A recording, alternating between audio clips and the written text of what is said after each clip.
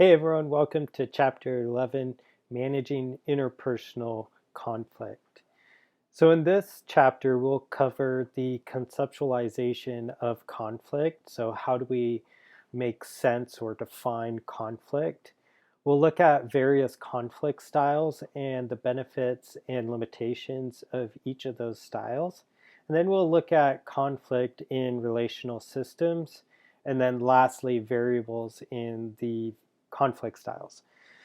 So, what is conflict? Well, according to Wilmot and Hawker in 2013, conflict is an express struggle between at least two interdependent parties who perceive incompatible goals, scarce resources, and interference from the other party in achieving their goals. So, let's go ahead and break down this definition.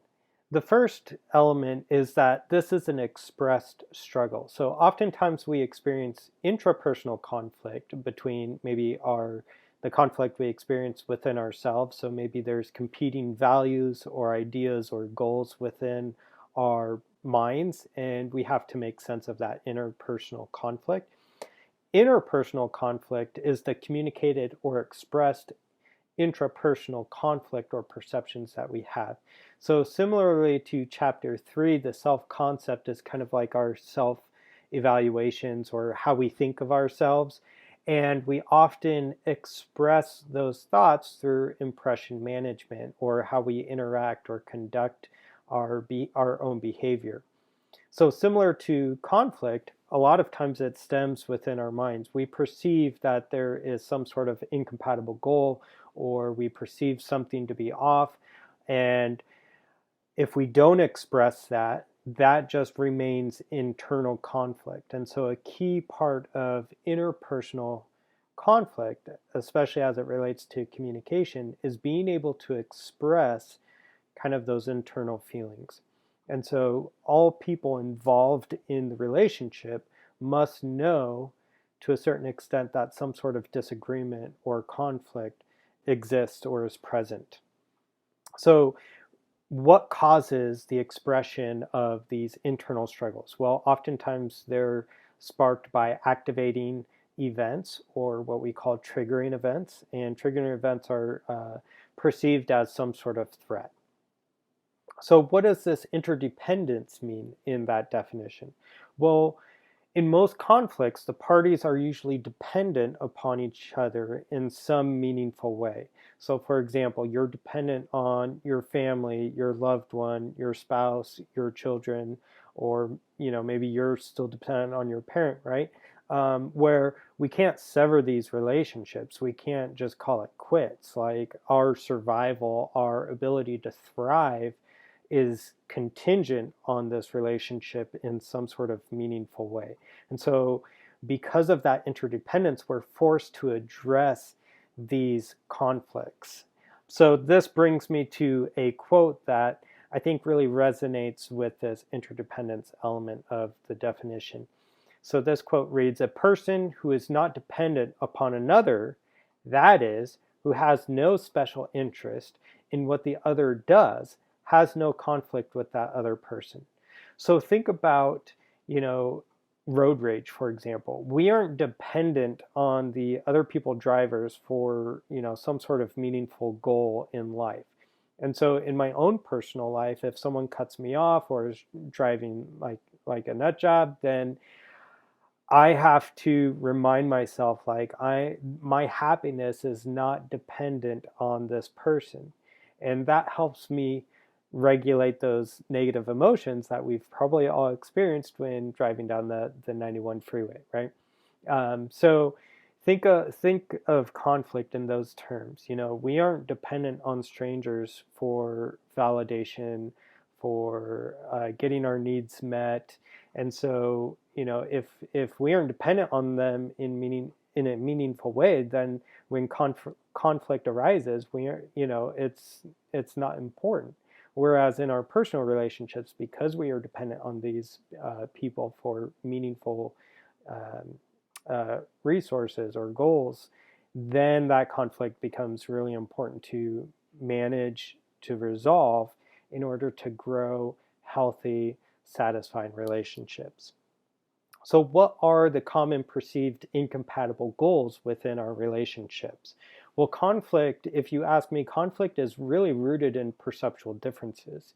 We learned that in chapter 4, how we have a first order reality, the observable physical qualities of a situation, but each person comes into that situation with a different interpretation, those second order realities, those perceptions. And so this is going to be the root of all conflict, is these perceptual differences on what the actual situation is. Now, granted, the actual situation might trigger those conflicts or perpetuate or complicate, right, conflict. But I think if we can increase our communication to address those perceptual differences, we can navigate those uncertain circumstances of conflict more efficiently and more effectively. So as long as both parties perceives that their goals are different in some meaningful way, then conflict will exist.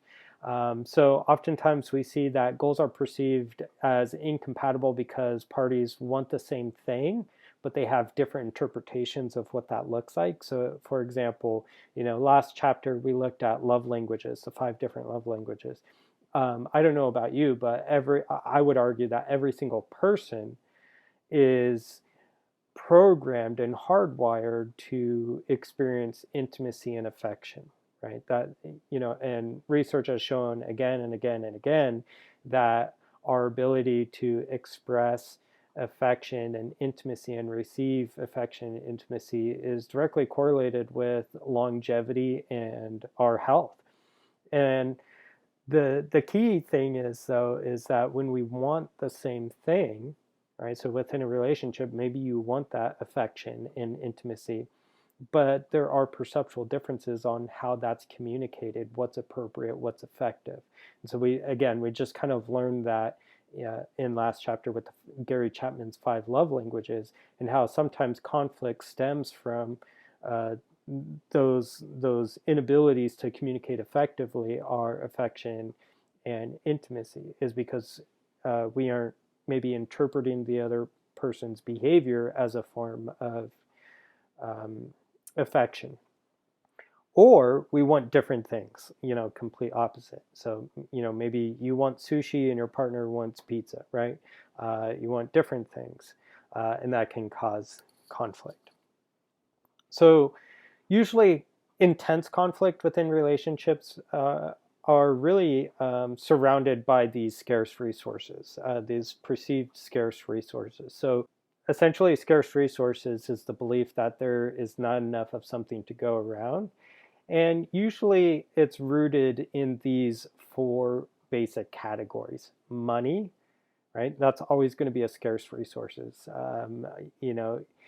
Even if we're well off or financially stable, we don't think we have enough of money. And so how do we spend our money? How do we save our money? How do we make money? These are all areas of contention that can create conflict within a relationship. Tied to money is this time, how we use our time for leisure, what's a priority in our life. So recently I was listening to a podcast that explored the dangers of social media usage, specifically associated with teenagers. And it's interesting that, and even Sherry Turkle, who's a predominant scholar in social media and technological communication devices in our present context, argues that time spent on social media or technologies such as screen time is directly inhibiting our ability to develop and communicate empathy. And it's interesting, in some of her research and in this podcast I was listening to yesterday, a lot of teenagers are not feeling loved, or they aren't feeling any attention from their parents, is because even as adults, we spend way too much time, I think, on technology and fail to recognize, the people that are in close proximity to us. And so it's interesting how time, is a scarce resource within our relationships. There's only 24 hours in a day. It's like, how do we use that to enhance our relationships? And of course, affection, I briefly touched on this, how we communicate affection, and then also space. This, we could tie this back to Baxter's dialectical tensions, between that connection versus autonomy. How much personal space do I want versus how much of my partner do I want in my personal business or in my personal space? So again, these are some major areas that cause significant conflicts in our relationships. Inevitability. So no matter what type of relationship, no matter how satisfying or healthy your relationship is, we will always experience conflict. So conflicts are bound to happen. Effective conflict management relates to relational satisfaction. So we can't create an environment where no conflict will exist, is because oftentimes it is through that conflict that we experience growth within a relationship. The issue here is, how do we use our communication to navigate those conflicts in a way that produce good results, relational satisfaction. So we see that unhappy couples focus more on defending themselves, whereas happy couples focus more on solving the problem. And so it's interesting that this is, again, just a small shift in focus of where we place the focus on that conflict. Are we focused solely on ourselves and defending ourselves and our propositions or our perspectives, or are we focused on the actual problem at hand and approaching it as a team? John Gottman used the metaphor as two people kicking around a soccer ball. The soccer ball, depicting conflict in our relationships. And so when two people can kick around this conflict together as a team, then it's going to naturally produce more satisfying results. So let's take a look at this functional and dysfunctional conflict. Essentially, functional conflict achieves the best possible outcome given the circumstances and even strengthens the relationship. So again, from conflict, if done appropriately and effectively, can actually produce really good results. It can actually stimulate growth in a relationship and strengthen the trust of that relationship. Whereas dysfunctional conflict, the outcomes fall short of what is possible, and they often have damaging effects on that relationship. So here are some examples of some dysfunctional conflict. The first one is this escalatory spiral. This is when relationships continues to circle around more and more damaging ends, and the interactions become more perpetuating. So this is similar to a term we talked about in I think it was chapter 3, self-disclosure, the norm of reciprocity. So we know that as humans, we engage in this reciprocity. So if I share something, you're more likely going to share something back. If I poke your eyeball, you're going to want to poke mine, right? And we have that old saying, an eye for an eye, a tooth for a tooth. If someone is attacking you, you're going to put up your defenses and engage in a counter attack. This is dysfunctional, is because it's self-perpetuating. So if someone says, think about maybe elementary school kids, right? Someone says, you're a jerk, and we feel defensive, we have to counterattack, and so maybe we say, well, you're a jerk, and blah blah blah, and we add something a little bit more, and then they're going to come back with something more damaging. Then we're going to engage in more damaging, and then eventually that conflict spirals out of control. So again, how can we control for this? Well, one way we could do this is creating soft startups for conflict. I'll explain this in just a little bit, but approaching conflict in a supportive, constructive manner will help decrease the chances of someone becoming defensive and trying to counteract. And so if we can remain neutral, supportive, that can create an environment where people feel comfortable discussing some difficult topics. And this stems from chapter 8, with the emotional flooding. If people feel emotional flooded, they can react in very counterintuitive or counterproductive ways. And so the trick is with conflict is approaching it in a way that people feel comfortable, non-judge, to be able to discuss those, again, the conflict, the topic. This is the avoidance spiral. So think of the escalatory spiral, but backwards. And this is where we start with less directed interactions. We're starting to avoid a topic. So active avoidance of the other person. We reduce dependency on the other person. As a result, we start to harbor resentment and disappointment in the other person because we aren't confronting this issue. We're just avoiding it, hoping it'll go away. But by doing that, that just perpetuates the problem even more. And so a key sign of this is through complaining to third parties about the other party involved in that conflict. So, oftentimes in the workplace or when you're out with friends, if they're complaining about their marriage or their relationship or their partner in an unhealthy way, then that could be a red flag that maybe they're avoiding some of these issues within their own relationship. Another dysfunctional conflict style we see is this attack withdrawal pattern. This is where one person is just relentless on bringing up an issue or attacking the other person.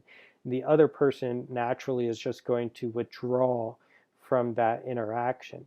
So this is, again, dysfunctional conflict because the person attacking is always going to interpret the person withdrawing as they're avoiding, they're disinterested, they aren't engaged in this conflict. Whereas the withdrawer or the person doing the withdrawing is only going to see the attacking person as relentless, not giving up or dominating, very competitive.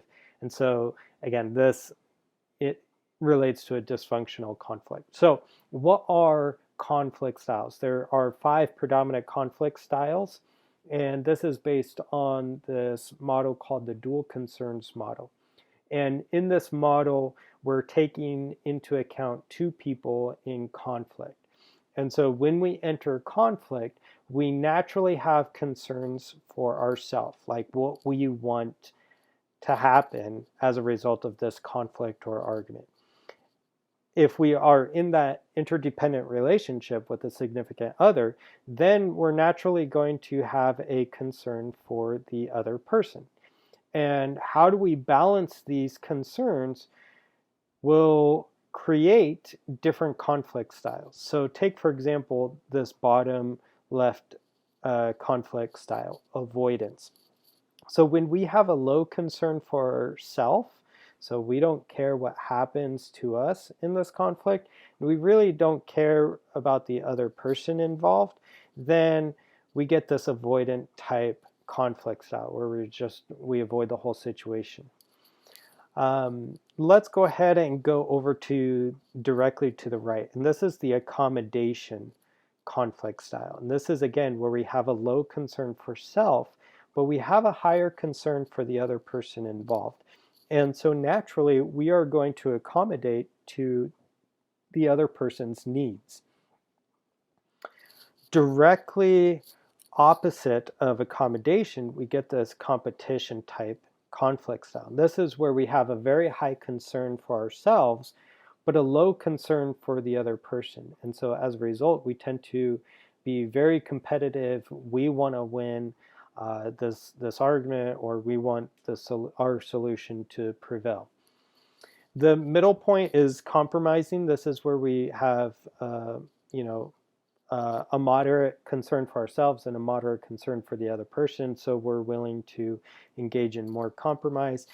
Obviously, the gold standard would be this collaboration, which is marked by high concern for self and also a high concern for the other person.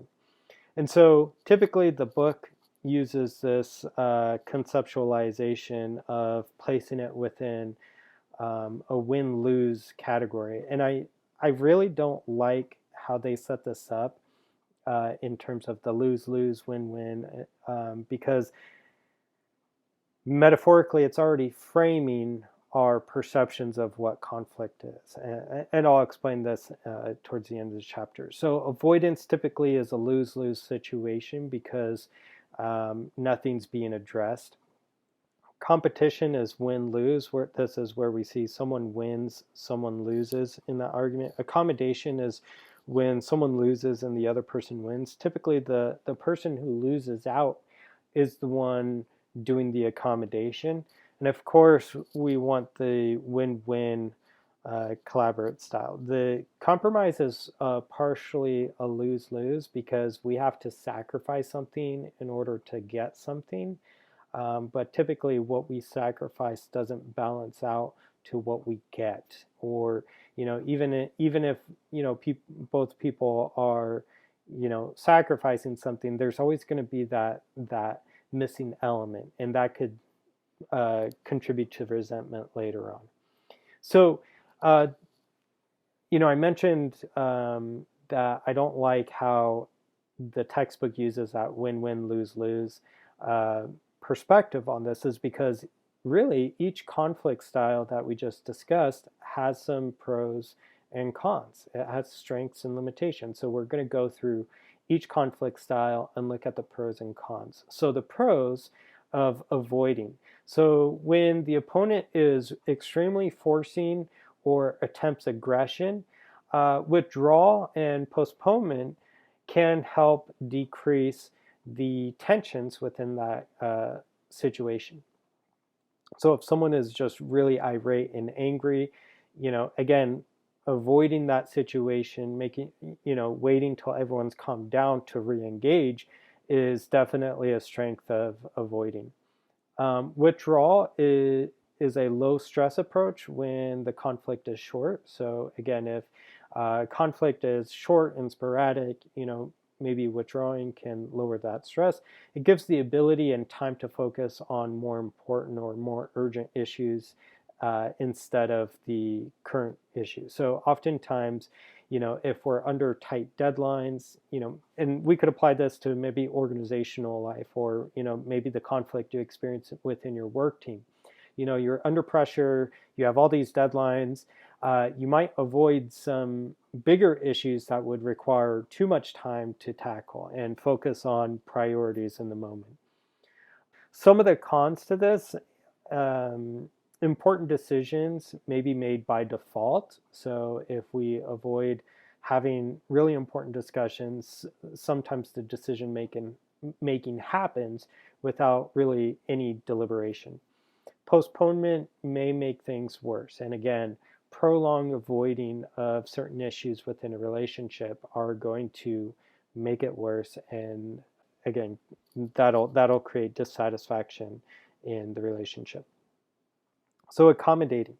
What are the benefits of this? In some cases, soothing will help protect more important interests while giving up on some less important ones. And so growing up, my parents would always tell me, like, choose your battles, right? Especially, with a significant other. And, having 6 siblings, like, we're always fighting, right? So I learned very quickly how to, choose the issues I wanted to engage in, and some of the issues that weren't really important to me. And so this allows us to pick and choose kind of the things that we want to stand for. It gives the opportunity to reassess the situation from a different angle. So if we're accommodating to the other person, we get to hear their perspective and their approach to the situation. So, by accommodating, by allowing others to voice their opinions and have influence in our lives, creates kind of this diversity in our thought process and approach to conflict. Some of the cons, there is a risk to be abused or taken advantage of. So if we're constantly accommodating to someone else, there is a possibility that we're going to be taken advantage of. It may negatively affect our confidence and our ability to respond to an aggressive opponent. So again, if we're just constantly caving to other people, people will take advantage of that. And sometimes it's hard to respond to aggression within a conflict. It makes it more difficult to transition to a win-win solution, so collaborative approach, especially if people in our lives already recognize that we're just very accommodating and we go with the flow. Some of your supporters may not like your soothing response and be turned off. So, in relational conflicts, if we are in a relationship with someone we're dependent on and they're dependent on us, it's really hard to stay neutral, and accommodating is kind of like that neutral ground, and that could actually piss people off even more so, is because they want us to take a stand. They want us, to voice our opinions about certain things, and if we don't do that, that could perpetuate the conflict. Competition or competing. So some of the strengths or benefits from this, it may provide a quick resolution to conflict. So maybe we come into a situation, we just make a decision at the moment, and we can resolve that conflict fairly quickly. For the person who is engaged in this competition, it can increase self-esteem and draws respect when firm resistance or actions or a response to an aggression or hostility. So within like an organizational context, if you have, let's say, an overbearing manager, and one of your coworkers stands up to this manager and takes a very competitive approach to solving an issue, that can increase the confidence in that employer and within that context. However, the limitations of competition is that it can negatively impact our relationships with the opponent or the other person involved. And so, again, if we are constantly competitive within our relationships, like unhealthy competition, like just dominating, like it's my way or the highway, then that's going to damage the other person in the long term. It may cause the opponent or the other person to react in the same way. Again, that norm of reciprocity. So if we're very competitive, then the other person could become more forceful as well, and it can escalate conflict. So compromising, some of the strengths of compromising is it contributes to faster issue resolution. It could be more practical when time is limited. It could provide a temporary solution while both people are still looking for that collaborative solution. It lowers the levels of tensions and stress resulting from conflict. So again, like if we're in a heated argument, sometimes we just agree to disagree, right? Some of the limitations to compromising include important values and long-term objectives could be derailed in the process. It may require close monitoring and control to ensure the agreements are met. So again, if we agree to disagree, we have to uphold that and monitor each other to make sure we're upholding our end of the bargain. It may not work for initial demands, or it may not work if initial demands are too great, does not contribute to building trust in the long term. So again, that collaborative approach is more geared to building trust and satisfying relationships. So let's take a look at the last style. This again is what we want to strive for, but it's not always doable. So some of the strengths of collaborating includes it leads to solving the actual problem, so getting really to the root of that problem. It leads to a win-win outcome, so both people engaged in conflict feel satisfied with the solution. It builds trust and growth within that relationship because both people were key factors in solving the issue. It reinforces that mutual trust and respect. It builds a foundation for effective collaboration in the future. shared responsibility for the outcome. And a benefit of this is that as we as the collaborators get a good reputation for being a good negotiator. Some of the drawbacks and limitations of collaborating includes it may not be practical when timing is crucial and a quick solution or fast response is required. And so oftentimes in crisis communication, for example, like within the organization where things are changing extremely rapidly, we don't have the luxury to sit around and brainstorm and pick apart and analyze every idea. We just pick the most viable solution and go for that. So keep in mind, collaborating takes a lot of effort and time to be able to do this effectively. It requires a commitment from all parties to look for mutually acceptable solutions. And I think this is another key, is that commitment element. The process takes a lot of time and energy. Some may take advantage of other people's trust and openness. So again, these are some of the limitations and strengths of each conflict style.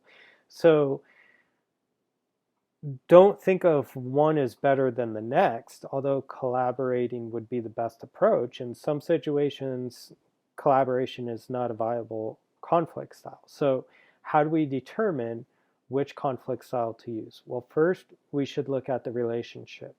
You know, who is this person to me? What is our relationship? Is this a work relationship? Is this a distant colleague, or is this, my intimate partner? Is this a brother or sister-in-law?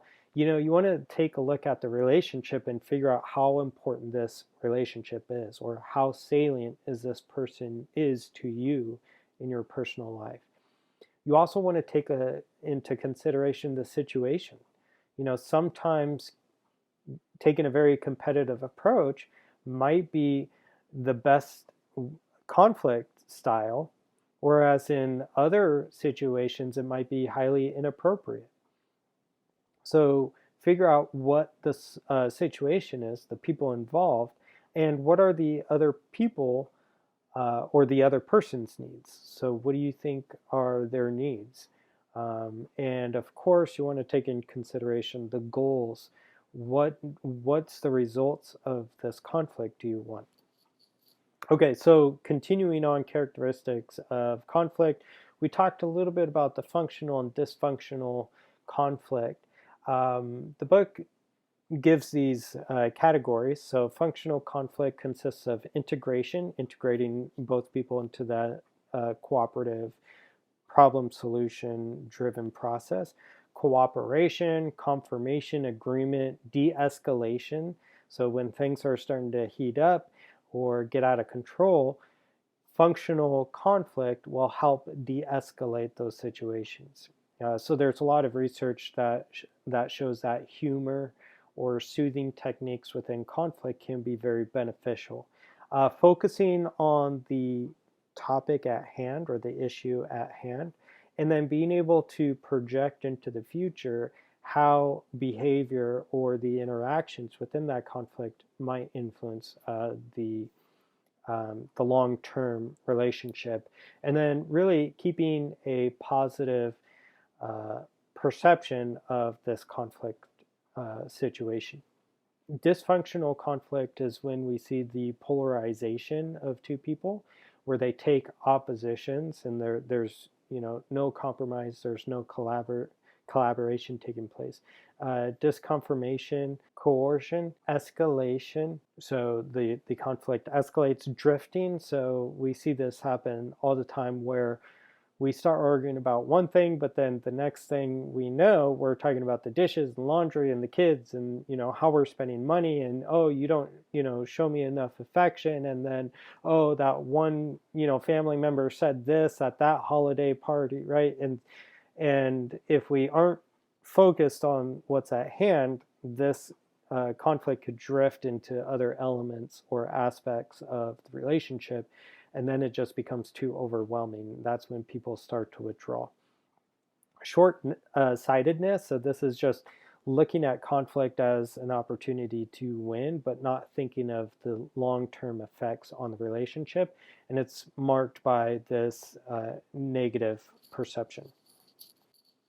So toxic conflict, the four horsemen of the apocalypse. These are four toxic conflict behaviors that really damage a relationship. And so this is based on John Gottman's work. And again, he's spent the last 40 years studying relationships, and with I think it's a 95 or 94% accuracy, he can predict whether or not a couple will stay together or break up simply based on watching them interact for 10 minutes. So it's interesting to see that what he looks at are these four things: criticism, defensiveness, contempt, and stonewalling. And so I invite you to look at this video link that shows John Gottman explaining these four elements. But essentially, criticism is really damaging to a relationship. It's like personal attacks. It's judging and evaluating the other person in a negative light. And when we feel judged or attacked, we often engage in this defensiveness, this like innocent victimhood. And that could lead to contemptuous behavior, where contempt is, again, that disgust or disrespect directed towards another person. And when we are the receiving end of that contemptuous behavior, it's so easy just to withdraw, or as what John Gottman would call it, stonewall, where we just start avoiding the situation, we start avoiding the other person, we just shut down. So how do we overcome these four toxic conflicts behaviors? So again, according to Gottman, instead of using criticism, so instead of approaching our partner and saying, "You left the sink dirty again," we could use some sort of gentle startup, saying, using the I language and some of the concepts we learned with the perception checking process. So, hey, so-and-so, I noticed the sink was not cleaned. I was just wondering, did you run out of time, or did it slip your mind? That's a way to approach conflict in a more productive, non-critical way.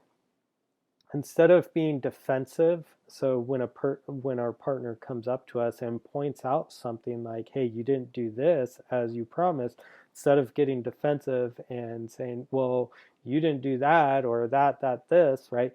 Really take responsibility of our actions. That'll diffuse defensiveness. Contempt, instead of, again, engaging in that disgust or disrespect, it's better to build a culture of appreciation. And so in difficult times, when we can only see the flaws or the limitations of our partner, or a family member or a friend, it's really important to remind ourselves what we appreciate about this other person and really vocalize that appreciation. And we did this in chapter 3 for the discussion, where I asked you to share with someone some of the great qualities you see in them. If we can do this on a regular basis, we start to build a relationship culture of appreciation. And once conflict arises, and it might be negative, we might lose our temper, we might do things or say things we regret, those things aren't going to damage all of the hard work we've put in building that relationship of appreciation. And then lastly, stonewalling. This is when we just psychologically, emotionally shut down from conflict. So once we start feeling we're getting to that emotional flooding threshold, maybe do some psychological self-soothing. Try doing some deep breathing. Try to remind yourself conflict is good for growth. Be positive. Or my partner is just concerned for me, and that's why they're coming at me with this concern, right? So it could be psychological self-soothing. I would argue, though, it might be beneficial to talk to some of the important people in your lives, such as your partner or your children, or maybe that family member that you just kind of rub shoulders against.